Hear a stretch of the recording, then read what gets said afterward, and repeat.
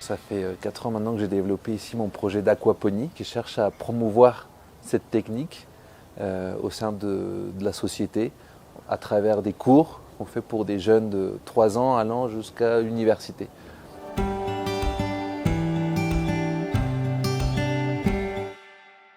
L'aquaponie, c'est le mélange entre l'aquaculture, donc l'élevage de poissons, et l'hydroponie, qui est la culture sur eau. En fait, en aquaponie, on va alimenter des poissons comestibles qui sont dans des bassins. Leurs déchets organiques vont traverser un biofiltre où des bactéries vont digérer et transformer les déchets des poissons en nutriments pour les plantes. Et à leur tour, leurs plantes, grâce au système de récirculation et grâce à leurs racines, vont absorber les nutriments et permettre à cette eau de retourner au bac de poissons propre. Et ça vous fait avoir au fait, des techniques qui utilisent 90% moins d'eau que l'agriculture conventionnelle. Donc ça, c'est le premier point. Deuxième point, c'est des solutions nutritives organiques, parce qu'en fait, la base, c'est les déchets de poissons. Contrairement à l'hydroponie, où au final, on va mélanger des sels dans de l'eau pour apporter les nutriments. Ces sels en hydroponie ne sont pas organiques. Et le troisième, c'est l'impact qu'on a sur l'écosystème des océans. L'aquaponie, ça produit des poissons comestibles. Et tout poisson comestible que tu arrives à produire ici dans des bassins contrôlés, c'est chaque poisson que tu ne vas pas pêcher dans l'océan. Au final, l'aquaponie, ça permet à la fois de sauver de l'eau, 90% moins d'eau, et de produire de la nourriture sans impacter l'environnement.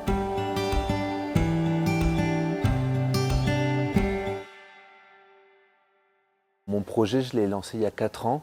Notre but, c'est d'accompagner les organisations, des personnes à apprendre sur l'aquaponie et à faire des modèles d'aquaponie à petite échelle. Pour réussir ça, on a développé différents types de services. Le premier, c'est de la vente d'écosystèmes clés en main. On va aller livrer des écosystèmes qui sont au catalogue de taille variable. On a des écosystèmes très petits, de 50 cm² à 3-4 m² jusqu'à 20 m² pour des serres compactes. On va les installer, on va former les gens, on va venir les accompagner vraiment de A à Z pour qu'ils intègrent le nouveau système qu'ils viennent d'acquérir et qu'ils puissent en profiter et le rendre productif. Le deuxième type de service, c'est aussi des services de formation. Donc on intervient avec des écoles, des universités, pareil pour installer les écosystèmes, former les professeurs pour qu'à leur tour, les professeurs aient les outils pédagogiques pour qu'ils puissent transmettre les messages. C'est vraiment de donner de l'autonomie aussi aux institutions éducatives. Finalement, on fait des services pour des entreprises. On va apporter des services de calcul d'empreinte carbone, d'ateliers éducatifs. On va faire des activités, des formations sur l'aquaponie, sur des techniques conventionnelles de culture. Et au final, voilà, on touche à peu près tout ce public-là.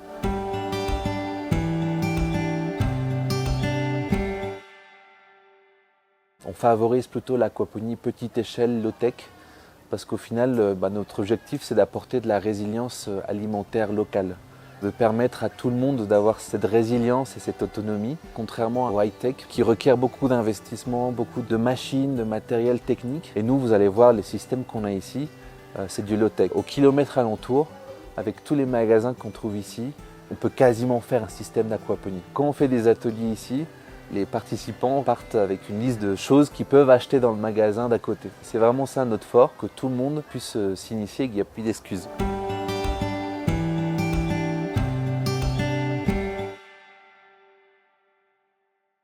C'est vraiment le nerf de la guerre dans l'aquaculture, dans l'aquaponie.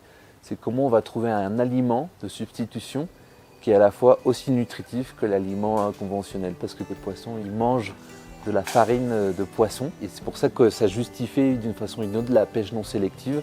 Les pêcheurs, ils vont pêcher tout et n'importe quoi parce que ces poissons sont destinés à cette chaîne de distribution qui est la farine de poisson. Il y a des alternatives par rapport à ça. Non, tu peux avoir des diètes qui sont plus balancées. Tu peux intégrer cet écosystème à un écosystème d'écotechnologie comme la production de larves d'insectes. Donc les larves d'insectes mangent des déchets, elles les transforment en protéines et en graisses que tu peux utiliser pour tes poissons. Donc en fait, Tu as des substitutions qui sont en train de se faire de plus en plus pour justement pallier à ce défaut-là de l'aquaculture, trouver des sources d'alimentation qui sont beaucoup plus durables.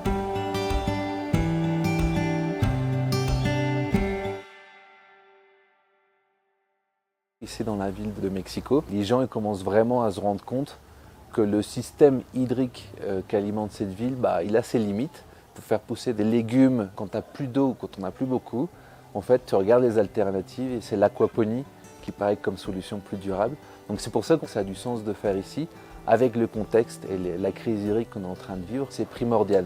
De plus en plus, on a des jeunes et des personnes qui s'intéressent à nos programmes éducatifs parce que la problématique de l'eau. Historiquement, on a toujours eu énormément d'eau dans la ville de Mexico. Il y a toujours eu une énorme abondance. La ville de Mexico s'est construite sur un lac. Au fur et à mesure, on est venu ramener de la terre, dériver les réseaux d'eau qui alimentaient cet énorme lac. Ça s'appelait le lac de Tenochtitlan. Et au final, ce lac-là, il s'est asséché au fur et à mesure. Maintenant, on est en train de manquer d'eau. C'est ça aussi que les gens commencent à réaliser. Et on se dit qu'il y a quelque chose qui ne tourne pas rond.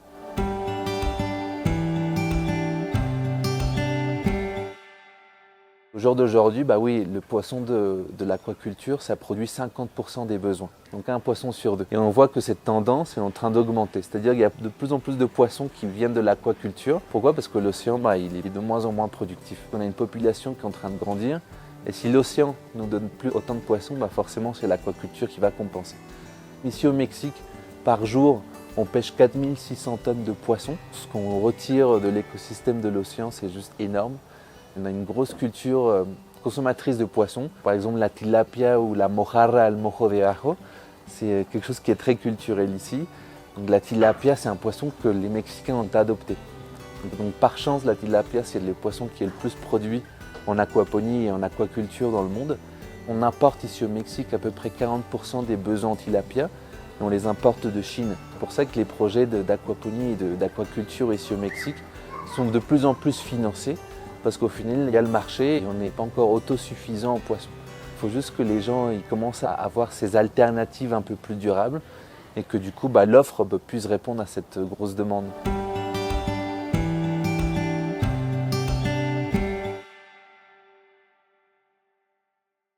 Ici au Mexique, on a beaucoup de chance.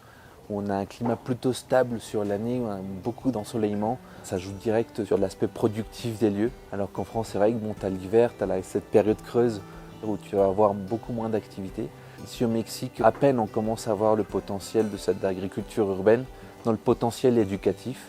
Donc il y a de plus en plus de lois qui encouragent l'agriculture urbaine ici au Mexique. Après, j'ai l'impression qu'en France, il y a plus de projets qui sont financés, que là-bas, il y a plus de moyens pour faire des choses. Ici, c'est vrai qu'on galère un peu plus par rapport à ça.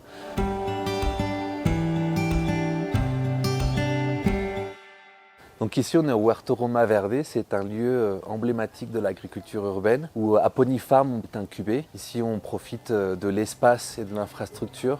On a un système type Chinampa qui, au final, regroupe différentes techniques de culture. On a l'hydroponie en aéroponie verticale.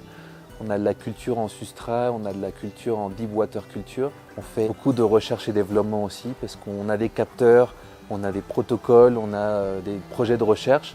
Donc en fait, ce lieu-là nous permet aujourd'hui de nous intégrer à l'écosystème mexicain, de pouvoir faire des essais et au fait de lancer nos programmes éducatifs ici. Ici au Huerto Roma Verde, il y a un paquet de personnes qui viennent collaborer.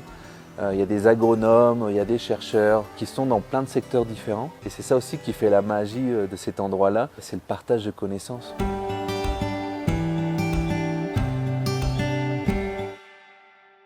Pour moi, faire ce projet-là et me reconnecter avec tout ce monde-là, ça m'a permis de trouver une échappatoire à des périodes de stress. Quand t'es pas bien, au final, le fait d'être dans des endroits comme ça t'apporte vraiment quelque chose au niveau du mental. Ça m'a aidé à me donner de la force. On sent qu'on arrive aussi à transmettre des connaissances qui vont être vitales pour le monde de demain. Et ça, c'est ultra enrichissant aussi.